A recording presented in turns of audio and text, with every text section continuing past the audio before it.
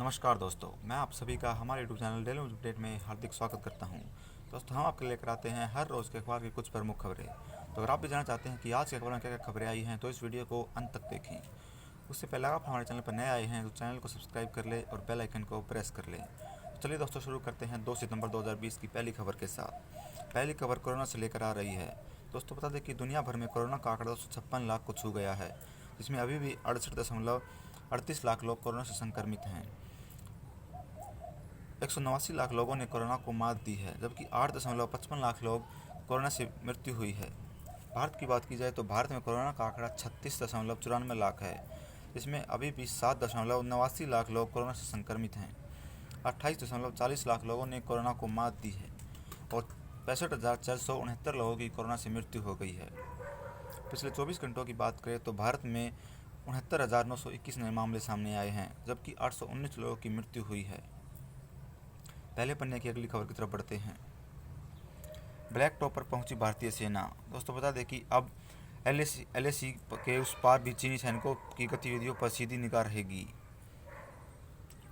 पैंगोंग झील के इलाके में भारतीय सैनिकों की स्थिति और भी मजबूत हुई। चीन ने अपनी संप्रभुता के उल्लंघन पर भारत पर लगाया है आरोप। भारत ने कहा कि एलएसी पर भड़काने वाली हरकत कर रहा है चीन। रक्षा मंत्री ने तीनों सेना प्रमुखों के साथ की हालात की समीक्षा। चीनी दुस्साहस से सख्ती से निपटने का किया जा रहा है फैसला। आगे बढ़ते हैं। 10 साल में चुकाना होगा एजीआर, सुप्रीम कोर्ट का बयान। दोस्तों, बता दें कि टेलीकॉम सेक्टर में पिछले कुछ वर्ष से चल रही एजीआर यानी एडजस्ट ग्रॉस रिवेन्यू बकाया मामला तो सुलझ सकता है। सुप्रीम कोर्ट ने एक अहम फैसले में Vodafone Idea, Bharti Airtel, Tata Tele Service जैसी देश की प्रमुख मोबाइल सेवा प्रदाता कंपनियों को एजीआर बकाया करने के लिए भुगतान के लिए 10 वर्षों में करने की अनुमति दी है। इन कंपनियों को चालू वित्त वर्ष में बकाया 10% भुगतान करने को कहा गया है। समय पर एजीआर बकाया नहीं चुकाने पर भी लग सकता है इनके ऊपर जुर्माना। उत्तर प्रदेश में अब सिर्फ रविवार को ही रहेगी बंदी। कोरोना काल के चलते व्यापारी वर्ग की समस्या को देखते हुए उत्तर प्रदेश सरकार ने अब सिर्फ रविवार को ही साप्ताहिक बंदी रखने का फैसला किया है। मुख्यमंत्री योगी आदित्यनाथ ने पिछले दिनों शुक्रवार रात 10 बजे से सोमवार सुबह 5 बजे तक साप्ताहिक बंदी का फैसला भी किया था। मंगलवार को योगी ने टीम 11 के अधिकारी के साथ अनलॉक व्यवस्था की समीक्षा की और केवल रविवार को ही बंदी रखने के निर्देश दिए हैं। नए माहौल में सतर्कता के साथ हुआ जेईई मेंस की परीक्षा। दोस्तों, बता दें कि कोरोना संकट और राजनीतिक विरोध के बीच देश में उच्च इंजीनियरिंग संस्थानों के दाखिले के लिए संयुक्त प्रवेश परीक्षा जेईई मेंस की शुरुआत हो गई है। शिक्षा मंत्रालय ने दावा किया कि पहले दिन की परीक्षा सामान्य ढंग से संपन्न हुई। यह परीक्षा 6 सितंबर तक चलेगी, जबकि नीट की परीक्षा का आयोजन 13 सितंबर को होना है।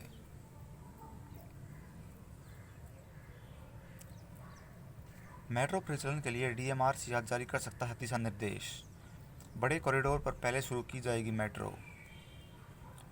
के परिचालन के लिए दिशा निर्देश तय करने के लिए केंद्रीय शहरी विकास मंत्रालय और डीएमआरसी के अधिकारियों के बीच मंगलवार को चर्चा हुई। उम्मीद है कि बुधवार को मंत्रालय परिचालन के लिए दिशा निर्देश जारी कर देगा।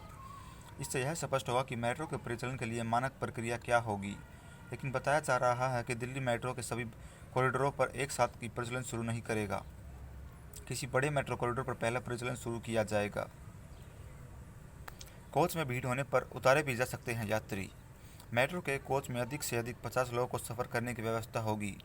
इससे अधिक लोगों के सवार होने पर यात्री कोच से उतारे जा सकते हैं। उन्हें दूसरे मेट्रो ट्रेन का इंतजार करना पड़ेगा। मेट्रो में शारीरिक दूरी के नियम के पालन के निरीक्षण के लिए 500 कर्मचारी तैनात किए जाएंगे। दिल्ली के सफदरजंग में बढ़ा ओपीडी का समय, रूटीन सर्जरी भी की गई शुरू। करीब 5 माह बाद बड़े अस्पतालों में रूटीन सर्जरी की कवायद शुरू कर दी गई है। सफदरजंग अस्पताल में मंगलवार को ओपीडी पंजीकरण का समय 1 घंटा बढ़ा दिया गया। इससे ओपीडी के पहले मुकाबले ज़्यादा मरीज इलाज के लिए पहुंच सकेंगे। दिल्ली में 2 माह के बाद कोरोना के सर्वाधिक 2312 नए मामले आए सामने। दोस्तों, बता दें कि राजधानी में कोरोना संक्रमण एक बार फिर से बढ़ता जा रहा है। साथ ही कोरोना की जांच भी बढ़ रही है। मंगलवार को कोरोना के 2312 नए मामले आए हैं सामने, जो कि 2 माह में हैं सबसे सर्वाधिक। इससे पहले 4 जुलाई को कोरोना के 2505 नए मामले मिले थे। रविवार को चलेगा डेंगू की रोकथाम के लिए अभियान। स्वास्थ्य मंत्री दिल्ली के स्वास्थ्य मंत्री सत्येंद्र जैन ने कहा कि डेंगू की रोकथाम के लिए रविवार से अभियान चलेगा। इसके तहत हर रविवार को 10 हफ्ते 10 बजे और 10 मिनट के लिए अभियान चलाया जाएगा। 3 और अथॉरिटी में ऑटोमेटेड ड्राइविंग टेस्ट ट्रैक जल्द होंगे शुरू। इस साल के आखिर तक मैनुअल टेस्ट सिस्टम हो जाएगा खत्म। दोस्तों बता दें कि दिल्ली सरकार अगले 10 दिनों में 3 और अथॉरिटी में ऑटोमेटेड ड्राइविंग टेस्ट ट्रैक बनाना शुरू कर रही है। जिन अथॉरिटी में ये ट्रैक शुरू होंगे उनमें लोनी, राजा गार्डन और रोहिणी शामिल है। फिलहाल वजीरपुर, बुराड़ी, सूरजमल विहार, मयूर विहार और सराय काले में ऑटोमेटेड ड्राइविंग टेस्ट ट्रैक पर काम कर रहे हैं। लोधी, सराय और हरिनगर में ऑटोमेटेड ड्राइविंग टेस्ट ट्रैक तैयार हो जाएंगे। ऐसे में इसी साल ड्राइविंग लाइसेंस के में मैनुअल सिस्टम पूरी तरह खत्म हो सकता है। नए सिस्टम में ड्राइविंग टेस्ट की पारदर्शी बनाने में मदद मिलेगी। अब ड्राइविंग के लिए दक्ष लोगों को ही ड्राइविंग लाइसेंस मिल सकेगा। इस साल के अंत तक दिल्ली के सभी ऑटोमेटेड ड्राइविंग टेस्ट सेंटर काम करने लगेंगे।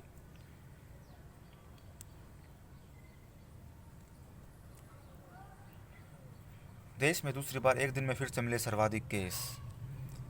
89,954 नए मामले आए सामने। इसके साथ ही कोरोना का आंकड़ा 37.57 लाख के पार पहुंचा। 61,000 से अधिक मरीज हुए हैं ठीक। स्वस्थ लोगों की संख्या 29 लाख के करीब पहुंची।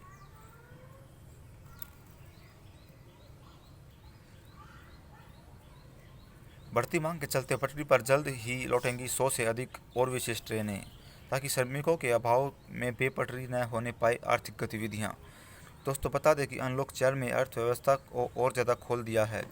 आर्थिक गतिविधियां तेज होने से श्रमिकों की मांग बढ़ने लगी है, खासकर औद्योगिक शहरों के में। लेकिन आवागमन के साधनों के अभाव के व्यावसायिक गतिविधियों तेजी से पटरी पर लौटती नजर नहीं आ रही। इसको ध्यान में रखते हुए अब रेलवे भी 100 से अधिक विशेष ट्रेनें जल्द ही पटरी पर उतार सकता है। अमेरिका में कोरोना की वैक्सीन का ट्रायल तीसरे चरण में पहुंचा। बता दें कि अमेरिका में वैश्विक महामारी कोविड-19 की वैक्सीन का मानव परीक्षण तीसरे चरण में पहुंच गया है।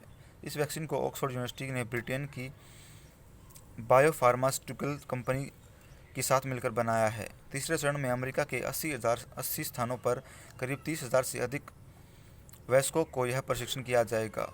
US national institute of health ने कहा कि वैक्सीन की शुरुआत नैदानिक परीक्षणों के में कामयाबी मिली है। मोरेटोरियम पर सबके लिए नहीं अलग हो सकता फॉर्मूला। केंद्र ने कहा कि शर्त पूरी करने वालों को 2 साल के लिए किस्त में छूट है संभव। कर्ज की किस्तें टालने के मामले में केंद्र सरकार ने मंगलवार को सुप्रीम कोर्ट में साफ कर दिया कि कर्ज अदायगी में राहत को लेकर सभी के एक फॉर्मूला नहीं हो सकता। सरकार ने यह भी कहा कि आरबीआई के सर्कुलर के अनुसार शर्तों को पूरा करने वाले धारकों को मोरेटोरियम का लाभ भी 2 साल तक में और मिल सकता है। आगे बढ़ते हैं दोस्तों। ग्लोबल सप्लाई चेन में चीन का वर्चस्व अब होगा खत्म। ग्लोबल सप्लाई चेन में चीन का वर्चस्व को खत्म करने के लिए भारत, जापान और ऑस्ट्रेलिया ने मंगलवार को साथ मिलकर कदम बढ़ाने की घोषणा की है। तीनों देशों के वाणिज्य व उद्योग मंत्रियों ने इस संबंध में वर्चुअल प्लेटफॉर्म पर बैठक की। जल्द ही इस साझा कार्यक्रम में अमेरिका भी जुड़ सकता है। एलआईसी ने रखा 65वें साल में कदम। देश में जीवन बीमा का पर्याय बन चुकी भारतीय जीवन बीमा निगम ने मंगलवार को अपने परिचालन के 65वें वर्ष में कदम रख दिया है।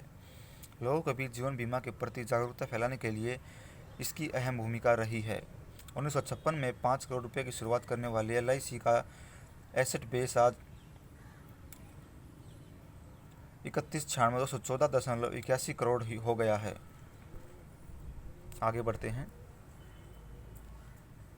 एनसीबी के घेरे में फंस सकता है रिया चक्रवर्ती का भाई शैविक। सुशांत सिंह राजपूत मामले में दिल्ली और मुंबई में हुई धरपकड़ के बाद रिया चक्रवर्ती का भाई शैविक भी अब नारकोटिक्स कंट्रोल ब्यूरो के घेरे में आ सकता है।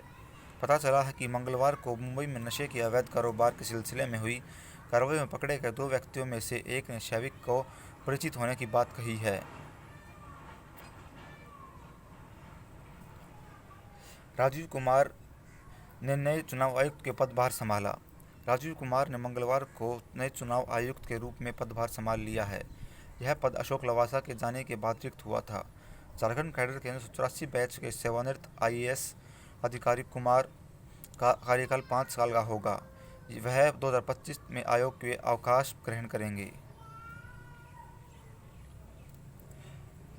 यूएस ओपन में पहली बार जीते सुमित नागल। सुमित ने अमेरिका के बार्डरेल क्लैन को हराकर हासिल की यह उपलब्धि। अब दूसरे दौर में थियम से होगा मुकाबला।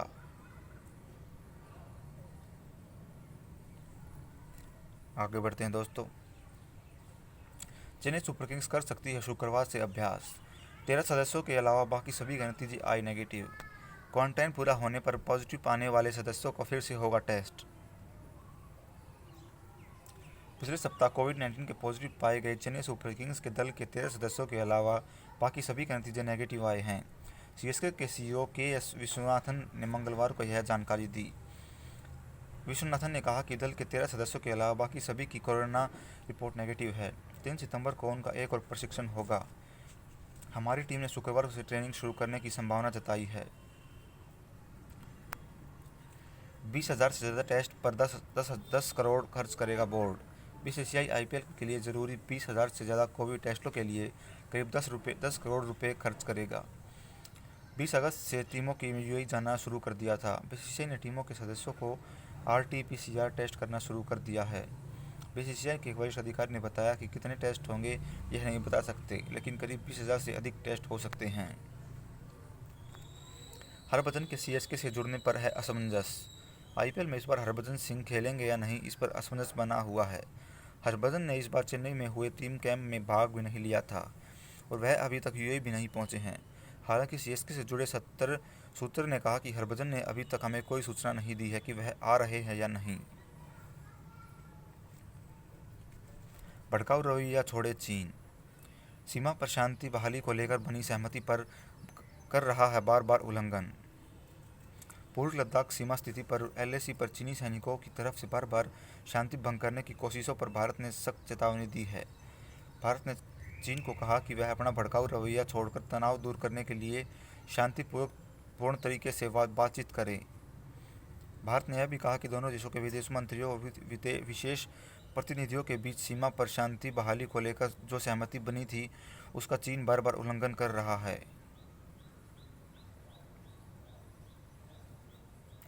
भारत और रूस के बीच नौसेना इंद्रयुद्ध अभ्यास 4 और 5 को।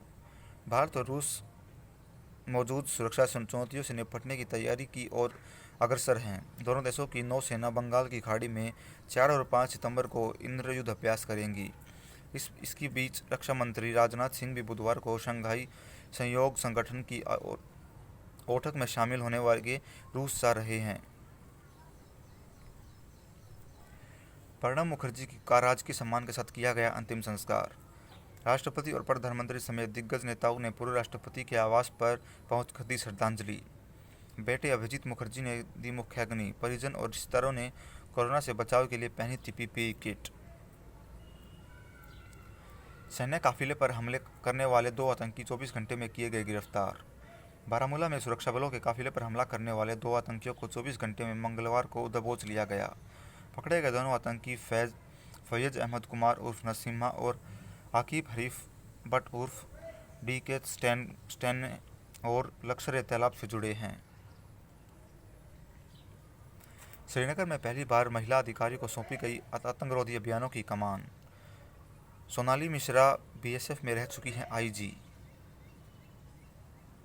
रविशंकर ने कहा कि फेसबुक प्रबंधन में काबिज है खास विशेष धारा। फेसबुक मुखिया मार्क जुकरबर्ग को लिखा पत्र और कहा कि केंद्रीय मंत्री ने लगाया सीधा आरोप। कहा कि जनता से नकारे गए लोग लोकतांत्रिक प्रक्रिया पर संदेह खड़ा करने की कर रहे हैं कोशिश। संसदीय समिति फेसबुक प्रतिनिधि से आज करेंगे पूछताछ। जापान के अगले प्रधानमंत्री की दौड़ में योशिहिडे सुगा है सबसे आगे। शार्ली एब्दो ने फिर छापा पैगंबर मोहम्मद का कार्टून। फ्रांस की व्यक्तिगत साप्ताहिक पत्रिका शार्ली एब्दो पैगंबर मोहम्मद का विवादित कार्टून फिर से छाप रही है।